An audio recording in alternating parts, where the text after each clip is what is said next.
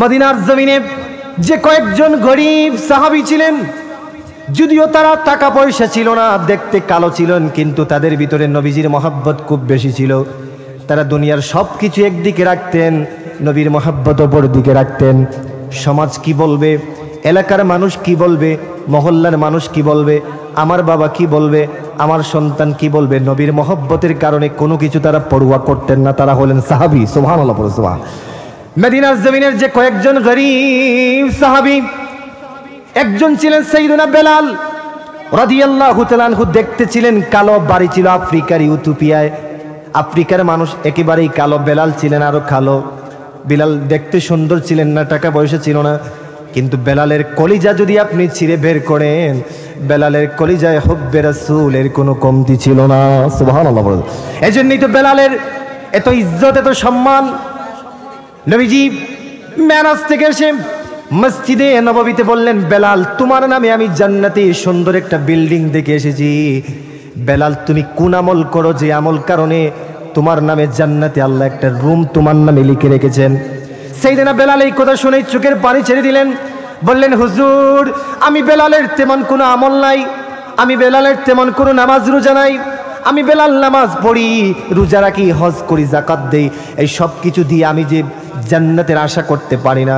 তবে হুজুর আমার ভিতরে একটি জিনিস আছে যেটার মধ্যে কোনো কমতি নাই, সেটা হলো আমার জান থেকে আমি একজনকে বেশি মহব্বত করি, তিনি হলেন আপনি রাসূল। সুবহানাল্লাহ। রাসূল বলেন, বেলাল বুঝলাম তুমি আমাকে মহব্বত করে ভালোবাসো, কিন্তু তুমি এমন কোন আমল করো যে আমল করার কারণে তুমি তাকে দুনিয়াতে তোমার কদমের আওয়াজ শোনা যায় জান্নাতে। সাইয়েদনা বেলাল বললেন, হুজুর আমি তেমন কোনো আমল করি না, তবে একটা আমল করি, সেটা আমি জান্নাত পাওয়ার জন্য নয়, আমার নিয়ত হচ্ছে সেটা আল্লাহ রসুলকে খুশি করা। সুবহানাল্লাহ। হুজুর সেই আমল হচ্ছে, আমি বেলাল যখন ওযু করি নামাজ পড়ার জন্যে, ওই সময় আমি বেলাল মসজিদে ঢুকি, 2 রাকাত নফল নামাজ পড়ি, যেই 2 রাকাত নফল নামাজকে বলা হয় তাহিয়াতুল ওযু। হুজুর এই 2 রাকাত নামাজ পড়ি জান্নাতের আশায় নয়, জাহান্নাম থেকে বাঁচার জন্য নয়, আমার মনে হচ্ছে এই 2 রাকাত নামাজ পড়ি আল্লাহ এবং মদিনার নবীকে খুশি করার জন্য। আমার রাসূল বলেন, বেলাল তোমার এই আমল দেখে, তোমার এই মহব্বত দেখে, তোমার এই তাজিম দেখে আল্লাহ খুশি হয়ে গেছেন রে বেলাল, এজন্য তুমি তাকো দুনিয়াতে, তোমার কদমের আওয়াজ শোনা যায় আল্লাহর জান্নাতে। সুবহানাল্লাহ। মদিনাল মুনাওয়ারার ধনী ধনী ফ্যামিলি থেকে যারা কোটি কোটি টাকার মালিক, শত শত উটের মালিক, যাদের ঘর বাড়ি হচ্ছে অনেক দালান বিল্ডিং, ওই রকম ফ্যামিলি থেকে ফাতেমার বিয়ের জন্য প্রস্তাব আসলো। রাসূল কারো প্রস্তাবে রাজি হন না, সবাইকে রাসূল ফিরিয়ে দেন, সবাই চলে যায়। এবার মদিনার জমিন থেকে, মদিনার বড় বড় ফ্যামিলি থেকে নবীজির কাছে বিয়ের প্রস্তাব আসে, নবীজি বিয়েতে রাজি হন না। সাহাবীদের মধ্যে অনেকেই বিয়ের প্রস্তাব দিয়েছেন, নবীজি রাজি হন না। নবীজি কি বুঝাতে চান? সাহাবারা অবাক হয়ে গেলেন যে নবীজির কাছে মদিনার বড় বড় ফ্যামিলি থেকে বিয়ের প্রস্তাব আসতেছে, নবীজি সেই প্রস্তাবকে ফিরিয়ে দিলেন, কারণ কি? এবার সাহাবীরা সাইয়েদনা আবু বকর, সাইয়েদনা ওমর রাদিয়াল্লাহু তাআলা আনহুমা, 2 জন সাহাবী সাইয়েদনা আলীকে বললেন, আলী আমাদের দৃঢ় বিশ্বাস, আমাদের মন সাক্ষী দে, তুমি একটু নবীজির কন্যা ফাতেমার বিয়ের প্রস্তাব নিয়ে নবীজির কাছে যাও। মদিনার জমিন থেকে মুসান্নাফ ইবনে আবি শাইবাতে হাদিসটি এসেছে, নবীজি বলতেছেন, সাহাবারা বলতেছেন আলীকে, আলী তুমি রাহমাতুল লিল আলামিনের কাছে যাও, মদিনার জমিন থেকে বড় বড় ফ্যামিলির পক্ষ থেকে বিয়ের প্রস্তাব এসেছে, নবীজি সেই প্রস্তাবগুলো ফিরিয়ে দিয়েছেন, তুমি একটু যাও, আমাদের বিশ্বাস তুমি যদি যাও হয়তো তোমার কাছে নবীজি বিয়ে দিতে রাজি হয়ে যাবেন। সুবহানাল্লাহ। সুবহানাল্লাহ। এটি মুসান্নাফ ইবনে আবি শাইবার হাদিস। এবার সাইয়েদনা আলী রাদিয়াল্লাহু তাআলা মনে মনে ভাবলেন যে কি করে, আমি কি যাব, আমি গিয়ে কিভাবে নবীকে বলবো? লজ্জা আছে না নেই? শরম আছে না নেই? আছে। এবার আমার রাসূলের সাহাবী বেলায়েতের সম্রাট হযরত আলী নবীজির কাছে গেছেন, নবীজি মসজিদে নববীতে বসা, গিয়ে সালাম দিলেন। নবীজি কেন আসছো? আলী কয়, হুজুর কেন আসছি এটা আমি নিজেও জানি না। সুবহানাল্লাহ। সুবহানাল্লাহ। নবীজি বলেন, এটা কেমন কথা, তুমি আসছো আমার কাছে, কেন আসছো এটা জানো না, মানে কি? বলে, হুজুর যেই কথা আপনার সামনে বলার জন্য এসেছিলাম, যেই কথা আপনাকে বলবো, আপনার সামনে আসার পরে সেই কথা ভুলে গিয়েছি। আলী কি নিয়ে এসেছেন, আলীর মনে কি, নবীজি সব কিছু জানতেছেন। আমার নবী মুস্কি মুস্কি এসে দিয়ে বলেন, আলী তুমি যে আমার মেয়ে ফাতেমার বিয়ের প্রস্তাব নিয়ে এসেছো, তুমি লজ্জায় আমার কাছে বলতে পারতেছ না, সমস্যা নাই, আমি রাসূল তোমার মনের সব খবর জানি। সুবহানাল্লাহ, সুবহান। রাসূল বলেন, আলী তোমার মনে কি ধারণা সেটা আমি রাসূল জানি। তুমি এক কাজ করো, তুমি যে আমার মেয়ে ফাতেমাকে বিয়ে করার জন্য এসেছো আলী, সেটা আমি ভালো করেই জানি। আর কিছুক্ষণ আগে আল্লাহর ফেরেশতা জিবরিল আমাকে বলছেন, হুজুর আল্লাহ আমাকে পাঠিয়েছেন, আল্লাহ খুশি হয়ে আপনাকে একটা প্রস্তাব দিয়েছেন। সেই প্রস্তাব হচ্ছে আপনার মেয়ে ফাতেমা এবং আপনার চাচাতো ভাই আলীর সঙ্গে ফাতেমার বিয়েটা যেন আপনি নিজে দিয়ে দেন। সুবহানাল্লাহ, সুবহান।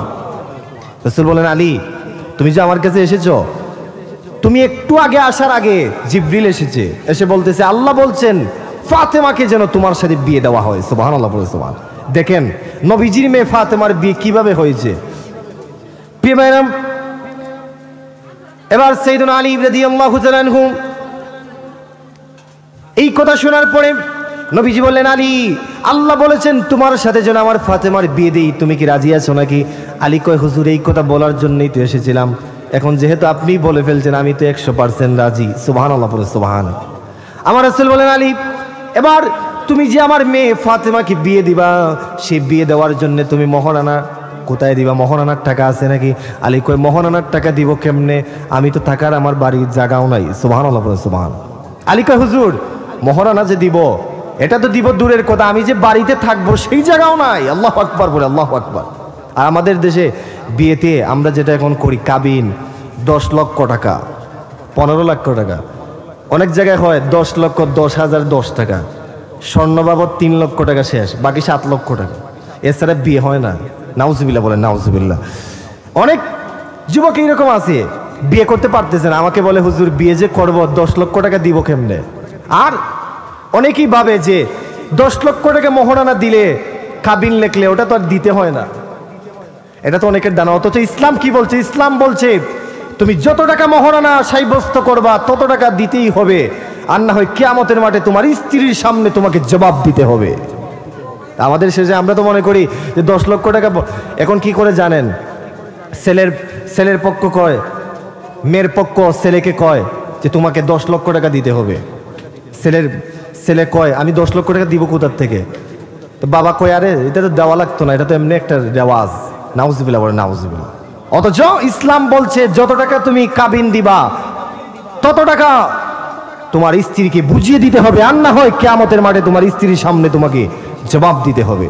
অথচ আমাদের বাংলাদেশে হচ্ছে কি, আমরা তো 10-15 লক্ষ টাকা, এখন 20-25 লক্ষ টাকা কাবিন হয়, কিন্তু 5 টাকাও দেয় না। এরকমও ছেলে আছে না নেই? এটা মহিলাদের সাথে একটা প্রতারণা করা, মহিলাদের সাথে কি করা? ধোঁকাবাজি করা। এই জন্য আমি মহিলাদের পক্ষে কথা বলতেছি, মনে রাখবেন যারা যুবকরা আছেন বিয়ে শাদী করবেন, যত টাকা কাবিনে লিখবেন তত টাকা আপনাকে দিতেই হবে। এখন আরেকটা সহজ যুক্তি বাই করছে, ওই যে বিয়ের দিন রাত্রে কিছু বাংটি টাকা দিয়ে দে না, ইসলাম এটা বলে নাই।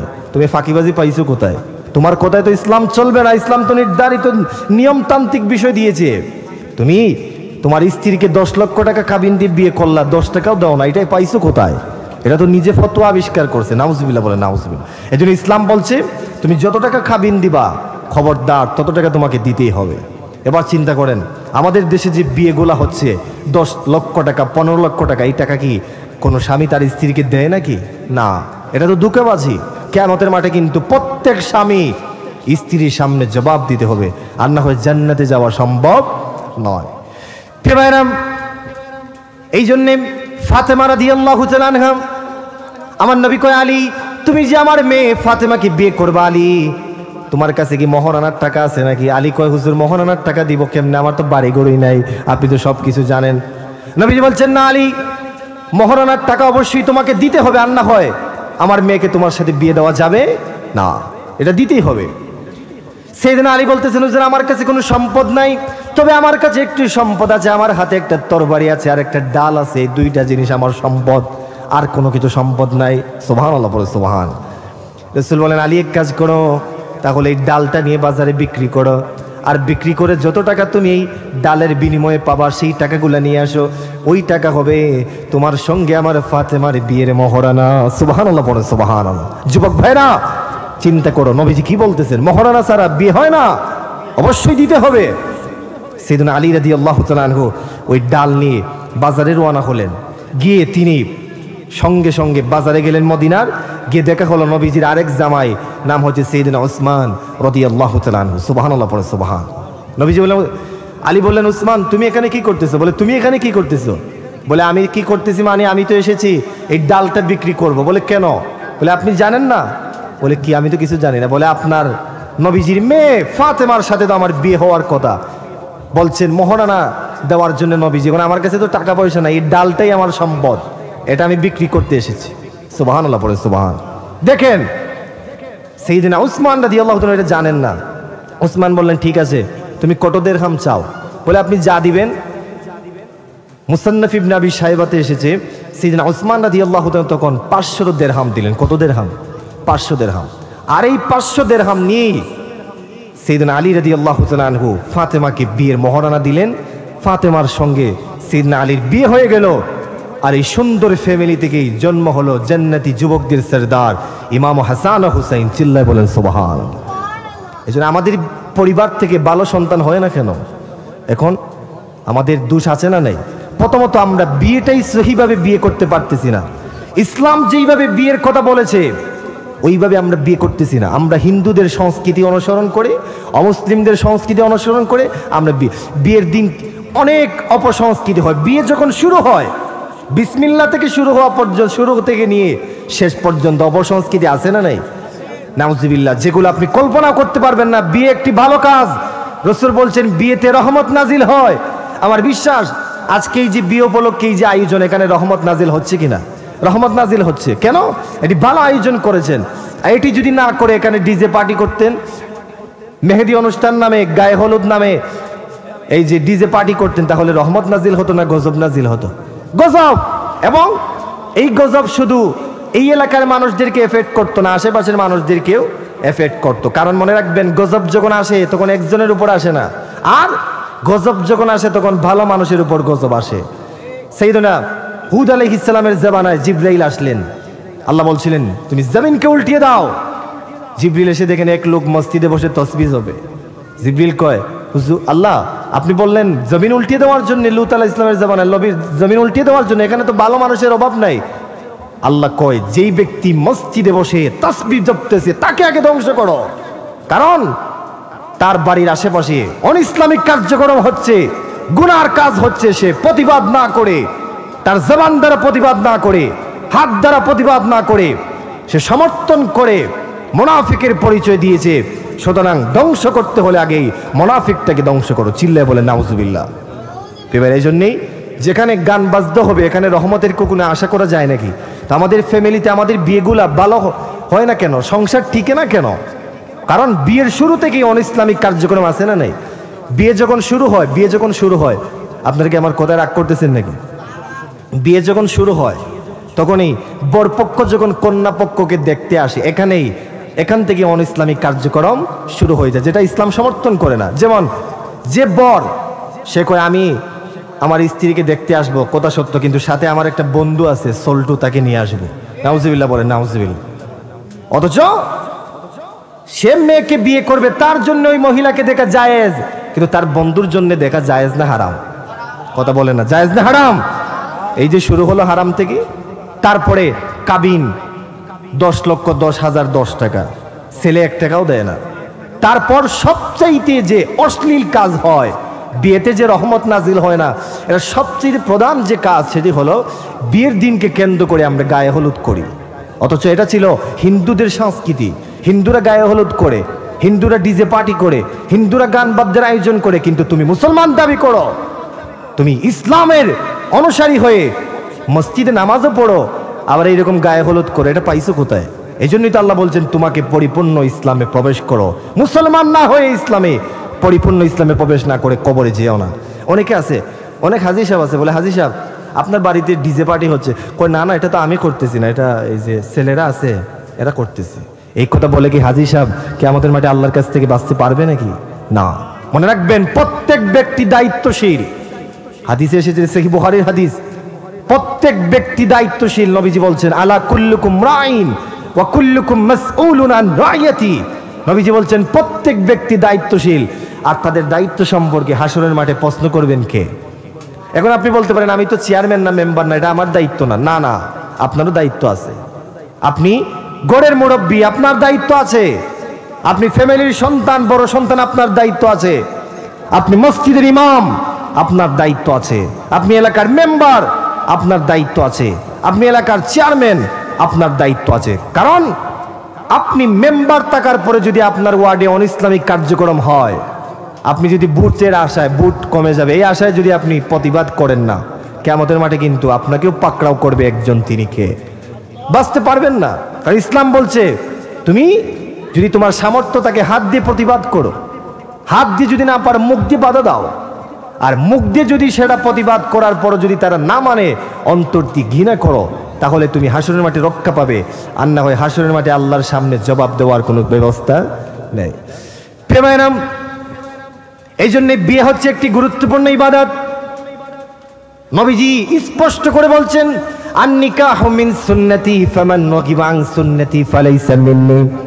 নবীজি বলছেন বিয়ে হচ্ছে এটি আমি নবীর সুন্নাত, আর যে ব্যক্তি আমার সুন্নতকে অস্বীকার করবে সে আমার দলভুক্ত নয়, সে আমার উম্মত হতে পারে না। সে নামকাবাস্তে উম্মত থাকবে, সে নামকাবাস্তে মুসলমান থাকবে, তার মধ্যে মুসলমানদের কোনো আদর্শ থাকবে না। এজন্য আল্লাহর হাবিবের সাহাবায়ে কেরাম দেখিয়ে দিয়েছেন, নবীজি নিজেই সাহাবীদেরকে কিভাবে বলেছেন বিয়ে করার কথা। নবীজির সাহাবীদের জীবনী খুললে সেটা আপনি পাবেন। নবীজির একজন সাহাবী ছিলেন, নাম ছিল হযরতে সাইয়্যিদুনা সাদ সালামী রাদিয়াল্লাহু তাআলা আনহু। সুবহানাল্লাহ, পড়ে সুবহান। আমার রাসূলের সাহাবী সাদ সালামী রাদিয়াল্লাহু তাআলা আনহু মদিনার জমিনের একজন কালো সাহাবী ছিলেন, দেখতে ছিলেন কালো। আবার সাদ সালামী ছিলেন গরিব, টাকা পয়সা ছিল না, সম্পদ ছিল না। মদিনার জমিনে কয়েকজন গরিব সাহাবী ছিলেন যারা গরিব ফ্যামিলির সন্তান ছিলেন, দেখতেও কালো ছিলেন। একজন হচ্ছেন হযরতে সাইয়্যিদুনা বেলাল রাদিয়াল্লাহু তাআলা আনহু, আরেকজন হচ্ছেন সাইয়্যিদুনা সাদ সালামী রাদিয়াল্লাহু তাআলা আনহু। সুবহানাল্লাহ, পড়ে সুবহান। কথাগুলি মনোযোগ দিয়ে শোনেন। প্রিয় ভাইরা, মদিনার জমিনে যে কয়েকজন গরিব সাহাবী ছিলেন, যদিও তারা টাকা পয়সা ছিল না, দেখতে কালো ছিলেন, কিন্তু তাদের ভিতরে নবীজির মহব্বত খুব বেশি ছিল। তারা দুনিয়ার সব কিছু একদিকে রাখতেন, নবীর মহব্বত অপর দিকে রাখতেন। সমাজ কি বলবে, এলাকার মানুষ কি বলবে, মহল্লার মানুষ কি বলবে, আমার বাবা কি বলবে, আমার সন্তান কি বলবে, নবীর মহব্বতের কারণে কোনো কিছু তারা পরোয়া করতেন না। তারা হলেন সাহাবী। সুবহানাল্লাহ, পড়ে সুবহান। মদিনার জমিনের যে কয়েকজন গরিব সাহাবী, একজন ছিলেন সাইয়্যিদুনা বেলাল রাদিয়াল্লাহু তাআলা আনহু, দেখতে ছিলেন কালো, বাড়ি ছিল আফ্রিকার ইউথোপিয়ায়। আফ্রিকার মানুষ একেবারেই কালো, বেলাল ছিলেন আরো কালো। বেলাল দেখতে সুন্দর ছিলেন না, টাকা পয়সা ছিল না, কিন্তু বেলালের কলিজা যদি আপনি ছিঁড়ে বের করেন, বেলালের কলিজায় হুব্বে রাসূলের কোনো কমতি ছিল না। সুবহানাল্লাহ। এজন্যই তো বেলালের এত ইজ্জত, এত সম্মান।